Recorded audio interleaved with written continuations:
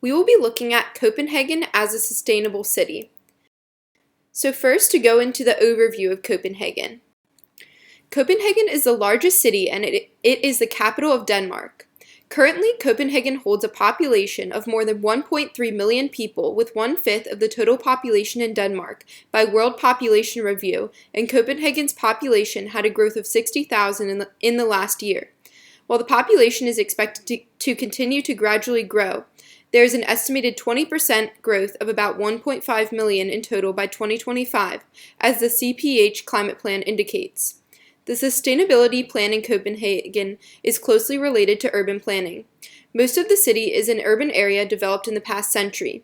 While the city's history dates back to at least the 11th century, the historic urban planning Finger Plan in 1947 took the pioneer for sustainability.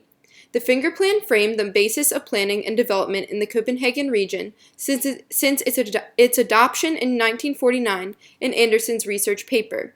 However, as the increased scale and rapidity of migration and increasing demands promotes awareness of coordinating development, in 1958, a management team was set up according to Reed's report on Copenhagen city development.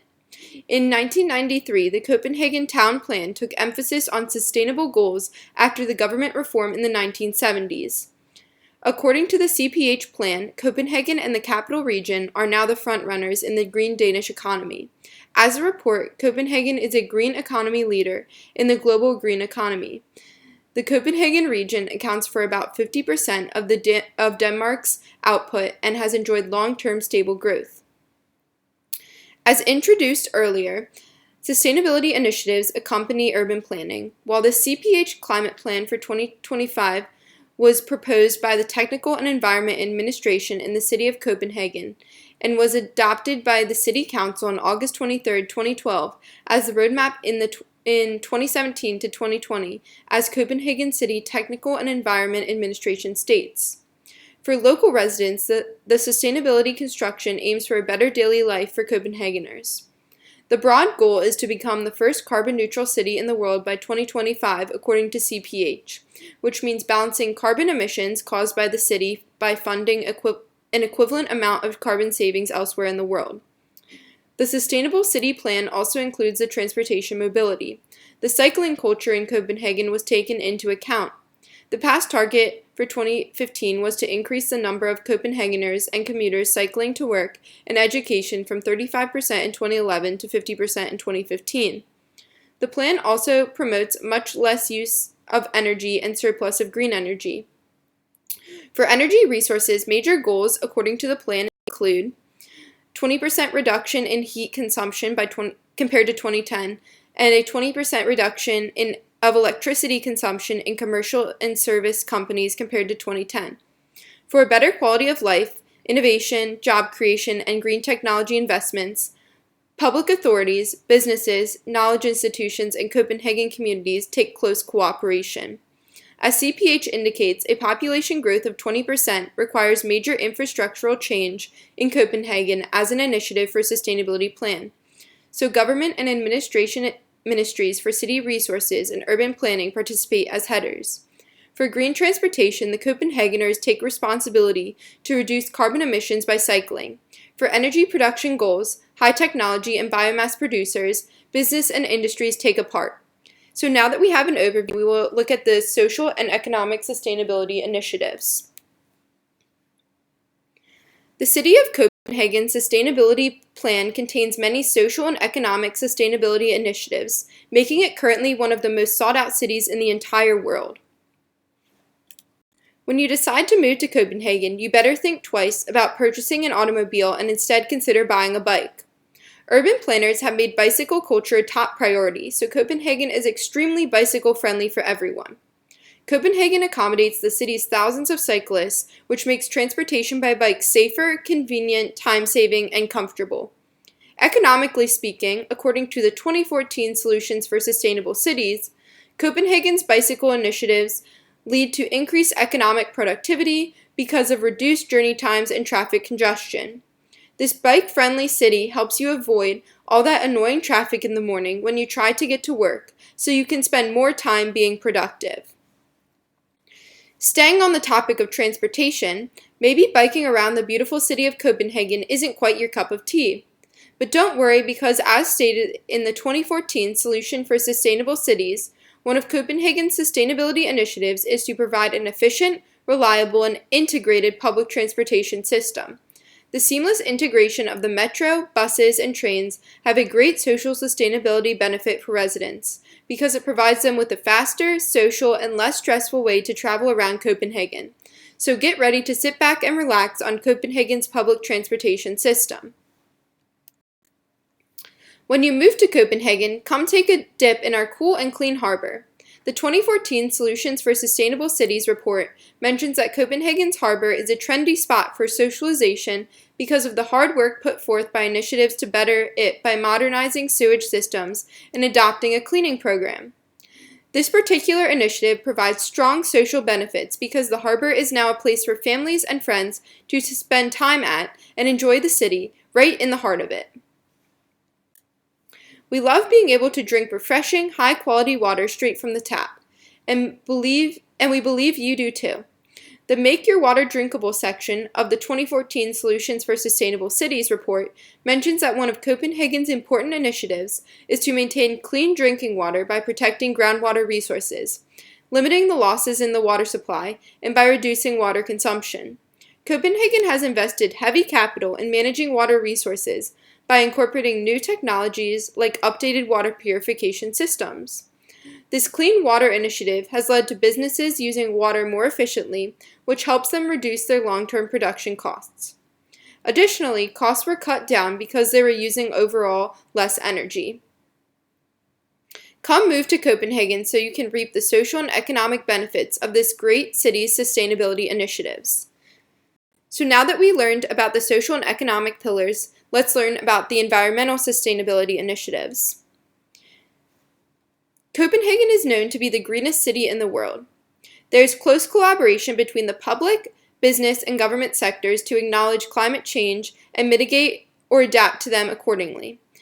This is a part of Copenhagen's climate plan that aims to make Copenhagen the first carbon-neutral capital by 2025 based on the pillars of energy consumption and energy production.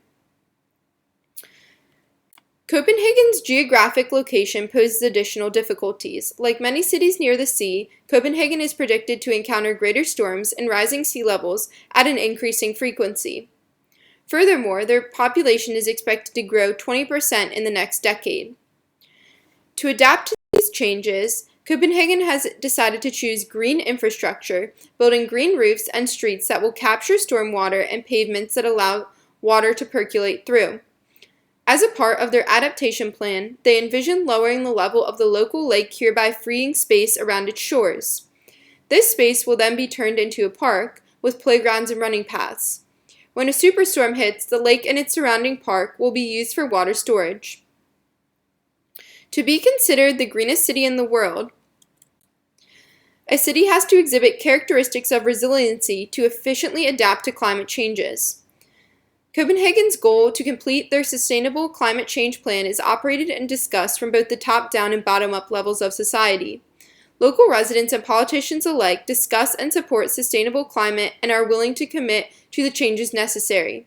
Currently, Copenhagen finds it critical that coal, oil, and natural gas are replaced in the production process by wind power, sustainable biomass, geothermal energy, and solar power. They are hopeful that these efforts will account for 80% of the total carbon reduction by 2025.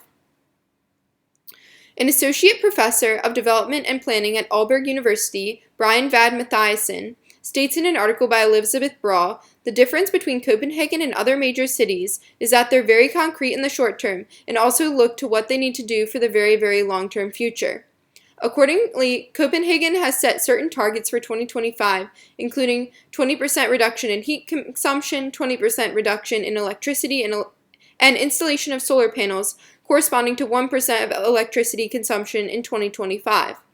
In order for Copenhagen to achieve total carbon neutrality, it must use less energy as well as switch to green energy.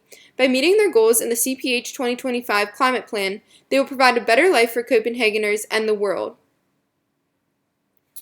So next, we will look at areas of improvement of the plan now that we've looked at environmental, economic, and social aspects to the plan. While Copenhagen has an ideal sustainability plan, they have unrealized potential to the green mobility trend they aim to set, with 75% of their trips all done on foot, bike, or public transport.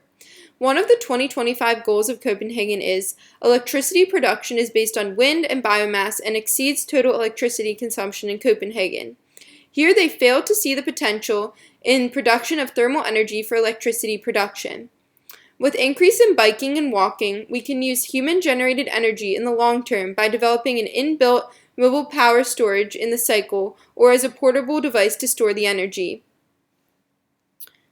In the 2018 research project by Young and his colleagues on thermoelectric generators, or TEGs, that directly converts waste heat into electrical power, it shows potential as a mobile power storage option which harvests thermal energy from human skin. As the Morton 1952 table shows how various activities from sleeping to violin playing creates energy in terms of watts, cycling, according to Econlab 2016, at a reasonable pace can generate about 0.3 kilowatt hours, which, if generated by an individual, has no measurable effect. But the story is different with the whole city participating. Considering the estimated population growth of 20% by 2025, more than 1 million people will participate in green mobility, which results into storage of more than 300,000 kilowatt hours per day. Similarly, there lies a potential to convert gyms into powerhouses, which will help with the help of cardio machines like indoor cycles, treadmills, recumbent bikes, and ellipticals, which can be used to produce energy, where an eco-gym in Rochester, New York, has been successful in energy generation. In addition, there is an abundance of thermal energy produced with other exercising equipment. This project comes along with cost savings on utilities, increased job opportunities, motivation for a healthy lifestyle by working out, and reduction in the use of vehicles and reduction in the use of non-renewable energy sources. Overall, Copenhagen has great sustainability initiatives, and as they want to be carbon neutral by 2025. We've looked at economic, social, and environmental areas of their plan and areas of improvement and how they can address those areas. Thank you for listening. Here's our bibliography.